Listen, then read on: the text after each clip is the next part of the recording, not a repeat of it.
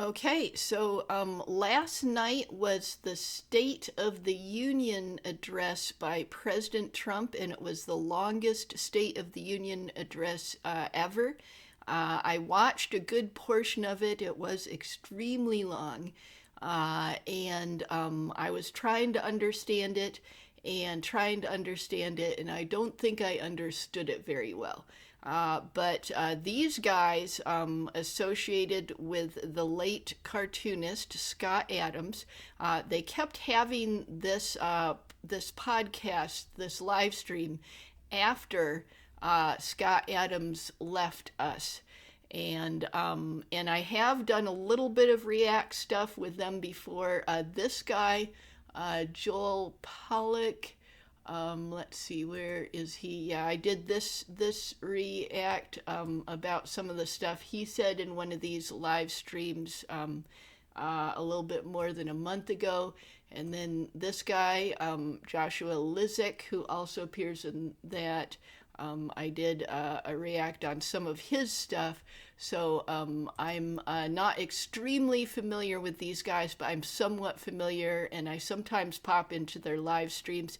They're not really good things to react to, but they're good things to listen to. But I think I've got a little excerpt here from 9 minutes to about 20 minutes that is really worth listening to help me to understand the President Trump State of the Union address last night. And as you probably guessed from the thumbnail, I am a leftist. I'm moderately liberal. I'm a Democrat, but just not too far from the positions that moderate Republicans have. So there's a lot things that I have in common with moderate Republicans. And of course, the extreme far left would definitely call me extreme far right, but I'm not that at all. But what I basically think about President Trump is that I do not like him, but I do not hate him. And he is the car that we have. President Trump is the car that we have for at least the next 3 years. And Democrats have been dragging their feet. And it's like, hey, this is the car we have. We have to drive to work. We must drive to work. Would you just not drive to work for 3 years because you don't like the car? Is that what you're going to do? You're going to throw a tantrum because you can't get a new car and you don't like this one? Is that what you're going to do? Yeah, so I think that, there's some people that say left politics are all bad, and there's some people that say right politics are all bad. But the real politics that are all bad are the politics of obstructionism. So, and I know way back when Newt Gingrich really perfected the art of the politics of obstructionism, and there's been so much obstructionism by both sides since. But right now, with President Trump in charge, the left side has been extremely obstructionist. They're like, as long as we have this car, we're not going to drive to work. And it's like, how are we going to make it a better country if we don't drive to work? How is that going to work? Okay, so that's just a basic summary of my general viewpoint. And let's listen to these guys. And this guy here, Joel Pollak. Yeah, I think that's his name. Yeah, Joel Pollak here. That is his name. So he is going to be the main person speaking. Oh, and before we start, I wanted to show you one more thing. The thing is, it's not, let me show you what Bernie did. So this is something that it proves that it doesn't matter who's president. No matter who's president, if you've got policies that you want to enact that are going to work, that are good policies, and they're popular, You try to get the current president to enact those policies. That's how you do it. And that's what Bernie did with this 10% credit card. And there's a whole bunch of videos and stuff you can do. But yeah, this is Bernie's thing. And he's like, hey, he knows he's never going to be president. He knows he's too old. And who knows how long it'll be till we get a Democrat president. And Bernie's like, hey, we can accomplish things by convincing Trump to do them. Yeah, we don't have to sit at home for 3 years doing obstructionist policies. We can drive to work in the Trump car. Yeah, that's what we can do. So yeah, that's how democracy works. Is it doesn't matter the person that's in charge. If you've got policies that the majority of people are in favor of, you just you get those policies done through the person that you have in charge. You don't just throw a tantrum for years on end. Sometimes you don't do that. You get to work. And so that's my basic philosophy and the perspective I'm coming from, so you can understand it. Okay, so these guys here, so about 9 minutes to about 20 minutes is the important part I want to show you. And of course, this link will be in the description. Okay, let's go. Tried that a couple of times in his early State of the Union addresses. But what he did instead was he went outside of politics and he brought heroes into the room that everybody could identify with: the hockey team, the soldiers, the National Guardsman who was wounded, the mother of the refugee who was murdered. He brought people in who could transcend the parties. So he beat up on the Democrats quite a bit, but also said our national unity is really outside of this chamber. And he almost emphasized the point physically by bringing people into the room from outside. They weren't seated in the gallery. Almost all of his guests were people who were waiting outside in the hallway, and he would bring them in. The Olympic team, the Medal of Honor winner. There were people coming in all the time. He brought the nation into the room, and I think that was a deliberate physical gesture. And I've written about that before, how there's never been a president who has used the room itself almost as a musical instrument. If you go into a church with a pipe organ, the building is the instrument because you can actually see the pipes, usually on the exterior of the building, sometimes inside as well. But the resonance that gives the organ its sound is the building. And Trump is the organist in the chamber. He really uses the physical space, not just by projecting his voice, but by bringing people in and out. And then last night, a new technique he really drew attention to, which was standing versus sitting. We're used to that, right? We're used to the party in power standing and applauding, the party that's in the opposition sitting and frowning. Yeah. See, that stuff that was going on was very shameful, and it's become completely normalized. It's become completely normalized that when your side is not in power, that you just throw a toddler tantrum, and that's not good. But Democrats came in and said, we're going to be silent. We're just not going to say anything or do anything. And they've done that in a few years past. But I think Trump took that as an opportunity this time and said, okay, you're going to sit there. Whatever you agree with, stand. If you disagree, sit. And so then he set up this series of questions that they had to sit for. So visually and physically, that created something that was very useful. And I'm kind of already getting into my Scott analysis here, Yeah. but that's as far as mine went. I mean, that was basically what I said. So now, how would Scott have looked at this? Well, I gave you a little hint just now. Scott always said that visual persuasion is always better. And And of course, when Joel is saying Scott, he does mean Scott Adams. You probably got that, but I just thought I'd clarify just in case.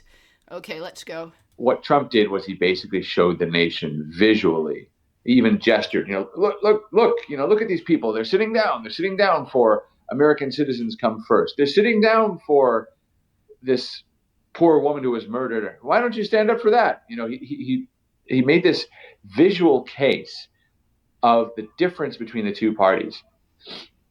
Now, that's very powerful in a midterm election year. And I think that is what many Republicans took from the speech. They took a sense of confidence, not necessarily because he talked about how successful his policies had been or the good economic news. Democrats can talk about some of the bad economic news because the economic news is never all good or all bad.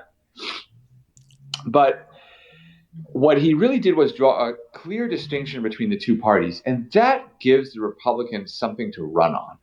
And what the parties need on both sides is they need something to believe in, something to run on. Abigail Spanberger, who gave the response, I thought she was a terrible choice for the response.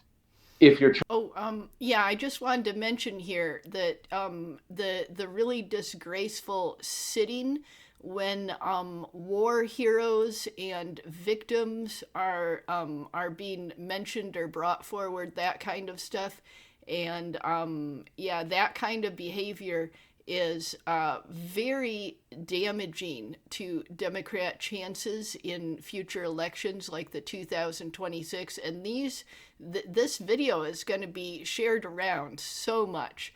And so yeah, don't throw a toddler tantrum. It doesn't get you the main thing you want, and it causes a lot of side problems. Okay, let's keep going. trying to reach the nation. On the other hand, probably a pretty good choice if you're a Democrat. Let me explain that. Abigail Spanberger ran as a moderate. She even said she would not redraw the congressional districts in Virginia. She has governed as a radical, and she's redistricting Virginia from a 6 Democrat, 5 Republican state to a 10 Democrat, 1 Republican state. It's the most egregious partisan gerrymander in the whole country. So you wouldn't have her after the president because, in a way, she makes his case for him, at least to independent voters. Trump can point to her and say, listen, the Democrats are selling you some moderate candidates this year, but you're going to get radical. Look what she's doing in Virginia, raising all these taxes on dog walking. I mean, it's nuts. As he said last night, these people are crazy. But what a Democratic leader wants to tell the Democratic Party is quietly, we're going to do all this radical stuff you really want. Just let us run the moderate candidates. Let us do this. And this is, in fact, happening in California. The California Democratic Convention just met, and they nominated some candidates for Congress. And they nominated the more moderate ones, not the far left ones, because Nancy Pelosi knows that's how you win. So the message to Democrats is, don't worry, don't make a lot of noise about it, don't get upset about it. But we're going to run some moderate candidates. Once they're in, they can do whatever you want. And Yeah, so this kind of thing where a political candidate runs on one thing and then they go in and they do the opposite, that is something it's happened, all through our history to some extent, and but it's very undemocratic because it undermines democracy. Because the people that are being represented, they can't vote every time a law or whatever is being voted on. The representative has to do it for them. And the representative has essentially promised, I'm going to vote the way that my people underneath me would want me to vote. And if they're deliberately not doing that, they're allowing democracy to begin to crumble. So that's a very bad thing to do. So yeah, people need to make a lot of noise about what he's saying, and don't let moderate Democrats put in radical Democrat policies without sending them loads and loads of letters and complaining about it a lot and all that stuff. the other thing that she did was she reinforced this idea that ICE is basically the Gestapo, that they're arresting citizens, that they're poorly trained, they're a bunch of thugs that come in. I mean, it's a terrible way to talk about American law enforcement, Mm-hmm. and it just I don't know. It's some part of me is just repulsed by the whole thing, but that is the Democratic Party narrative. That's how they see their identity as opposed to the Republican Party, and so It was a good speech for. Oh yeah, and see, she's got a stupid nickname here. So yeah, if she actually does do these things, then she needs to be called this stupid nickname. Or actually, wait, no, I think he's saying that she already did some of them. Did she already do some of them? Okay, I'm not quite sure. Let's go. Democrats because she reinforced the feeling that they're standing up against tyranny in some way. Now, Scott addresses this in his book, Win Bigly, where he talks about the absolute conviction of Trump's critics that he was the new Hitler and that this horrible authoritarian regime was descending. And he said none of that was true. And when you showed people. Yeah, yeah. So Trump, he's not a good guy in my opinion. I could be wrong, but he's not a good guy. But there's more than 20 world leaders that exist right now that are far, far worse than he is or ever is likely to even be. So yeah, it's like I think Trump is basically Spiro Agnew. That's who Trump is. He's Spiro Agnew. And that is Richard Nixon's vice president, Spiro Agnew. So Trump is extremely similar to that guy, and that guy was not a good guy, and he would not have made a good president, in my opinion. But that's who he's most similar to. Trump is Spiro Agnew. Evidence that it wasn't true, they didn't react, they didn't change their minds. They were at best placed into a kind of cognitive dissonance where they would try to justify the opposite of what they were feeling or experiencing. But that's how we function, two movies in one screen. And it's just interesting to see the reactions afterward. There was a two movies, one screen effect in the sense that you had Democrats with their talking points coming on and saying this was a terrible speech. It was awful. He said nothing. Racist. Gavin Newsom said it was boring. Now that was probably the dumbest comment because I think even Democrats understood it wasn't boring. I mean, it was long. He could have said that was long, right? The joke there is it's long. I'll tell you what I think about the speech, but I fell asleep. Whatever. I mean, there are other. You could have done.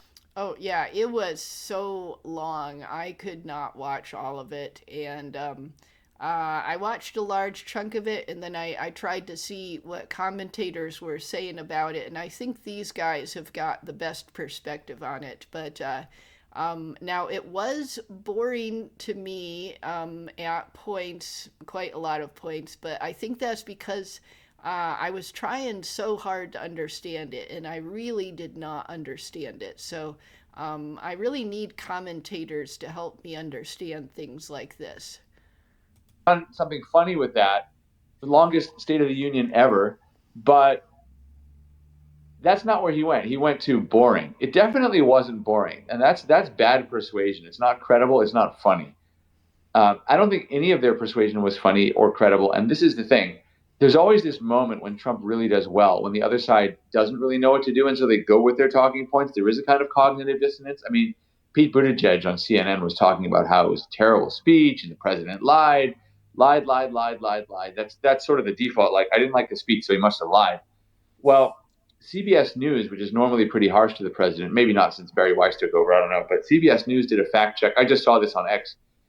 They fact checked his claim that murders were down to their lowest rate since 1900. Sounds crazy, right? I mean, that's like a long time ago.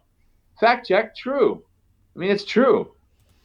Uh-huh. Yeah, yeah. We definitely want that rate to go very far down. So this is wonderful news. Uh-huh. It's extraordinary. Now, where Democrats will disagree with Republicans is why.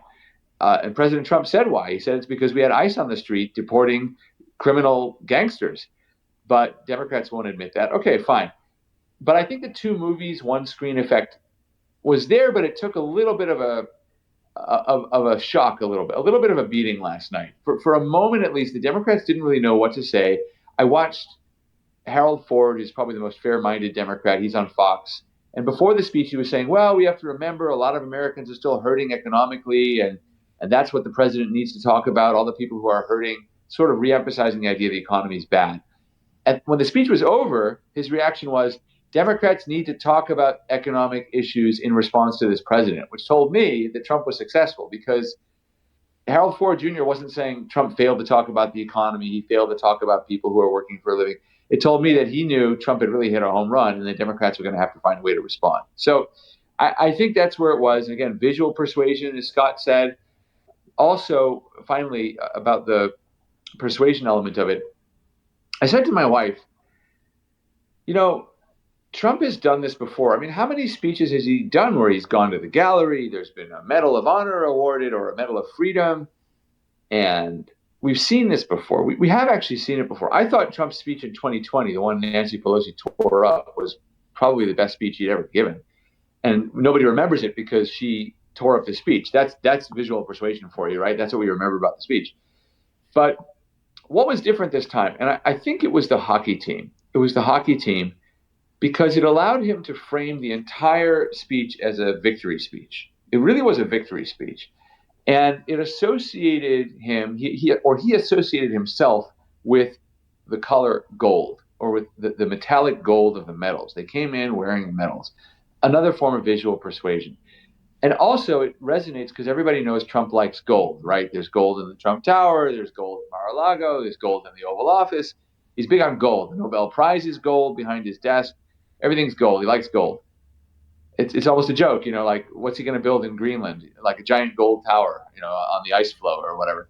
But that was very powerful. The gold medals, the hockey team coming in, it also showed that he could break the opposition because half the Democrats stood up, and he pointed that out. He said, look, half of them are standing, the other ones aren't. But Yeah, yeah. See, standing up like that is the right thing to do. Some of the Democrats did do the right thing at points. anyway, so I think that was a way of making this speech different and better and more effective than the other ones, was basically framing it as a victory speech. I'm not trying to make the case for you that I'm better or that I'm succeeding and that you should vote for my party in November. The case I'm making is we've all already won. And that was, I think, what made it very effective. Yeah, this is the really, really important stuff. Like, the Democrats and the Republicans are like two teams playing against each other. But in the big picture, we're both on the same team and we're playing against other countries. And against things like economic problems and other abstract things like that. So yeah, very important to produce some kind of way of saying, hey, we are winning and we need to come together.